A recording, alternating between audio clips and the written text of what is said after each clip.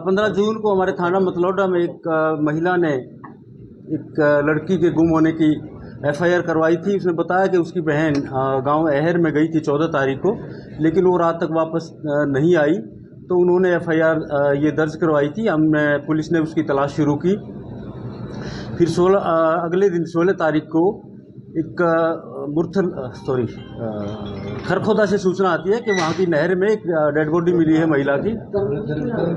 वो सूचना मिलने पर उस लड़की की पहचान, जो लड़की मतलौडा से गुम हुई थी, अहर गांव से गुम हुई थी, उसके रूप में उसकी पहचान होती है। उसके परिवार वाले पहुंचते हैं और डेड बॉडी का जब निरीक्षण किया जाता है तो उस बॉडी पर कुछ चोटें लगी हुई थी, तेज़धार हथियार की, गर्दन के ऊपर, छाती के ऊपर। तो ये शक होता है कि इसकी हत्या की गई है।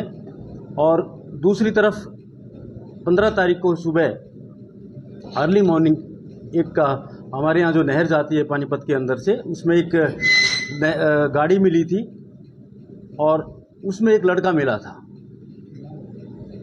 जो तैर के बाहर निकल गया था। तो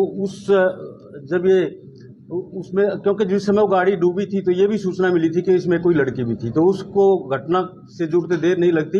तो तुरंत ये शक हुआ और उस लड़की के घर वालों ने यह भी बताया था कि ये सुनील के साथ गई थी, जो इसराना का रहने वाला है।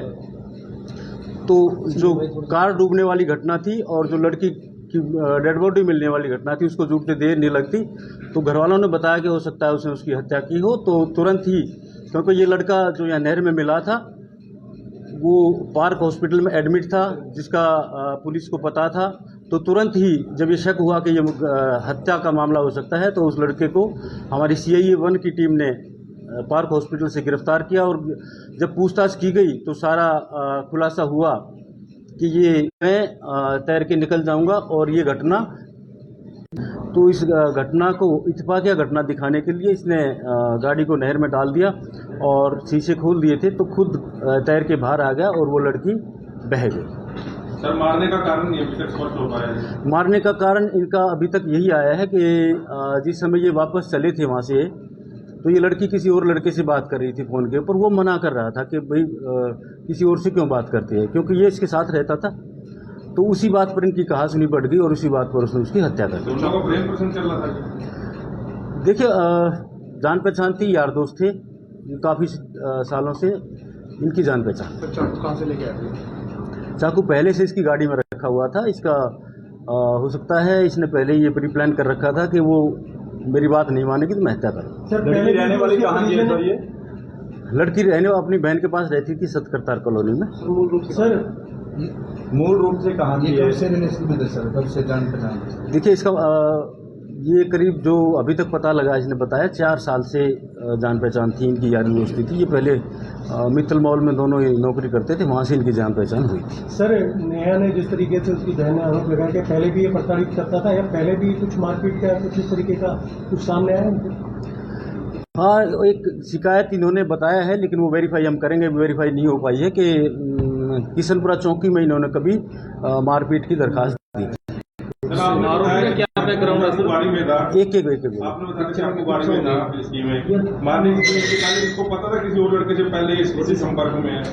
हाँ, इनको पहले से पता था। इस बात पे पहले भी इनकी तू में हो चुकी थी। सुनील सर, आप ही सर घाव है, ये अपने आप ही है या न? तो उस समय, ये जिस समय उस लड़की ने उसकी इन्वेस्टिगेशन कर रहे हैं, उसी पॉइंट पर हम तो मिले। लेकिन जो कोर्ट शादीशुदा दोनों? यस, दोनों, लड़का भी शादीशुदा है, लड़की भी शादीशुदा थी, लेकिन वो अपने हस्बैंड से अलग रहती थी। ये सुनील क्या काम करता था सर?